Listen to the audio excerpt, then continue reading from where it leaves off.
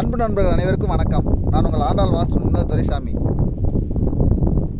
நமக்கு திருமணமாகி ஒரு அற்புதமான ஒரு குழந்தை, ஆண் குழந்தையோ பெண் குழந்தையோ பிறந்து அந்த குழந்தை நல்லா படிக்க வச்சு அந்த குழந்தைக்கு தேவையானதெல்லாம் செஞ்சு கொடுத்து அதுக்கு தேவையான கல்வி, உடை, உணவு எல்லாம் செஞ்சு கொடுத்து நம்ம அற்புதமாக நம்ம வாழ்க்கையில் அவங்களுக்கு வந்து நல்லபடியாக நம்ம இன்னொருத்தருக்கு நம்ம கல்யாணம் பண்ணி வைக்கலாம்னு நினைக்கிறப்ப நம்ம வீட்டில் இருக்கிற அந்த குழந்தைங்க நம்மிடம் பாசம் இல்லாமல், பாசம் கிடைக்கலன்னு சொல்லி எண்ணத்தில் அவங்க தவறாக புரிஞ்சுக்கிட்டு மற்றவங்களுடைய பாசத்தில் போய் லவ் அப்படிங்கிற ஒரு விஷயத்தில் போய்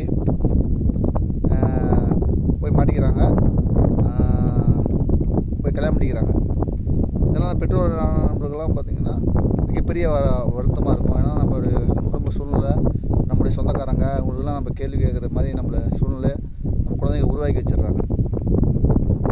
அப்படிப்பட்ட அந்த குழந்தைங்க பார்த்திங்கன்னா திருமணமான குழந்தைங்க, சப்போஸ் நீங்களே லவ் மேரேஜாக இருந்திருந்தால், எக்ஸாம்பிள் சொல்கிறேன், நீங்கள் இந்த வீடியோ பார்க்கக்கூடிய இளம் தம்பதியினர், அதாவது திருமணம் ஆன கல்யாணம், அதாவது லவ் மேரேஜ் ஆன தம்பதிகள், நான் என்ன சொல்கிறேன்னா, இந்த லவ் மேரேஜ் பொறுத்த வரைக்கும் செய்தவங்க யாரும் சிறப்பாக இருந்ததே கிடையாது. லைஃப்பில் சிறப்பானதே கிடையாது. ஒரு 50% தான் சொல்லலாம், 45% மிச்சம் பார்த்திங்கன்னா 55% அது சரியில்லாமல் தான் இருக்கும்.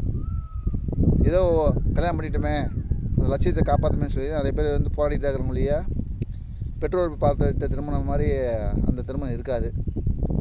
100ல் 1% தான் அப்படி இருக்கும், நல்லா இருக்கும். அதை வச்சு நம்ம 100மே கரெக்டுன்னு சொல்ல முடியாது. அப்போ அப்படிப்பட்ட நீங்கள் உங்களுக்கு லைஃப் நல்லா இருக்கணும் அப்படின்னு நீங்கள் நினச்சிங்கன்னா, உங்களுக்கு பிறக்கக்கூடிய குழந்தைகள் லைஃப் நல்லா இருக்குன்னு நினச்சிங்கன்னா, நீங்கள் செய்யக்கூடிய காரியம் என்ன, டெய்லியும் பறவைகளுக்கு உணவு கொடுங்க, மறக்காதீங்க. சப்போஸ் உங்களுக்கு குழந்தை பிறந்தா கூட அவங்க குழந்தைக்கும் கொடுக்க சொல்லுங்கள். நீங்கள் ஒரு கை உணவு போடுங்க, தானியம் பண்ணுங்க. அதே மாதிரி அவங்க மனைவி, குழந்தைங்க 3 பேருமே டெய்லியும் பறவைக்கு உணவு கொடுக்க பழகுங்க. அதே மாதிரி திருமணம் ஆகாத, அதாவது ஏழையாக இருக்காங்களே, அவங்க சூழ்நிலை திருமணம் பண்ண முடியாமல் சூழ்நிலை இருக்கிறாங்க, அவங்களுக்கு ஒரு தங்கம், தாலிக்கு தங்கம் அல்லது சீர்வரிசை ஏதாவது கல்யாணத்துக்கான செய்து வைக்கிறதுக்கு முயற்சி செய்யுங்க. இப்படி செஞ்சீங்கன்னாவே உங்களுடைய நீங்கள் அதாவது அப்பா மீறி கல்யாணம் பண்ண போன சூழ்நிலை இருந்தாலும் கூட ஓரளவுக்கு நல்ல நன்மை கிடைக்கும். எனவே லவ் மேரேஜ் பண்ணாங்க அனைவருமே சொல்கிறேன், நீங்கள் பறவைகளுக்கு உணவு கொடுக்குறது ரொம்ப நல்லது. அதே மாதிரி கல்யாணத்துக்கு உதவி செய்வது ரொம்ப ரொம்ப நல்லது. பெற்றோர்கள் உங்களுக்கு என்ன ஒரு விஷயம் சொல்கிறேன்னா, உங்கள் வீட்டில் பொறுத்த வரைக்கும் வடமேற்கு சரியாக வச்சுக்கிட்டிங்கன்னா இந்த மாதிரி காதல் திருமணம் நடக்கிறதுக்கு வாய்ப்புகளே கிடையாது. ஏன்னா வடமேற்கு தவறாக இருக்கும் பட்சத்தில் என்ன ஆகுனா, அந்த வீட்டில் இருக்கிறவங்க பெற்றோர் பணத்தை நோக்கி போவாங்க. அதாவது அதிகமாக பணத்தை நோக்கிறதுனால அன்பு செலுத்த முடியாமல் சூழ்நிலை ஏற்படுகிறது. அது உங்களுக்கு தப்பு சொல்ல முடியாது, அந்த சூழ்நிலை அப்படி.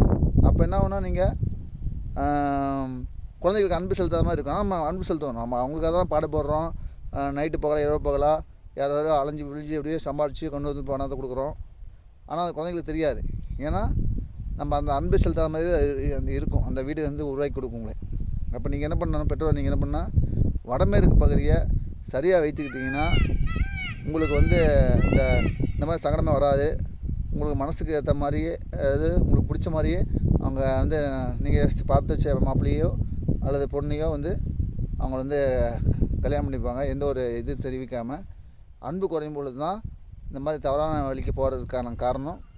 எனவே நீங்கள் அவங்கள்ட்ட அன்பு செலுத்துங்க. அப்போ அன்பு செலுத்தணும்னா அதுக்கு வடமேற்கு சரியான இருந்தால் மட்டும்தான் அன்பு செலுத்த முடியும். ஏன்னா வடமேற்கு நம்ம தள்ளக்கூடிய பகுதி, வாயு மொழின்னு சொல்லக்கூடியது. அது நம்மள வெளியில் போய் வேலை செய், வெளியில் போய் சம்பாதிச்சு, இப்படி அதாவது குடும்பத்தை விட்டு விலகி இருக்க மாதிரியே இருக்கும். அப்போ இந்த சூழ்நிலை இந்த வடமேற்கு தவறாக இருக்கும் பட்சத்தில் இந்த மாதிரி ஏற்படுகிறது. இது மாதிரி லவ் மேரேஜ் வராமல் இருக்கணும் அப்படின்னா உங்கள் வீட்டில் வடமேற்கு நீங்கள் சரி செஞ்சுங்க, உங்களுக்கு சிறப்பாக இருக்கும். மேலும் பல நலத்தை வைக்கின்றேன்.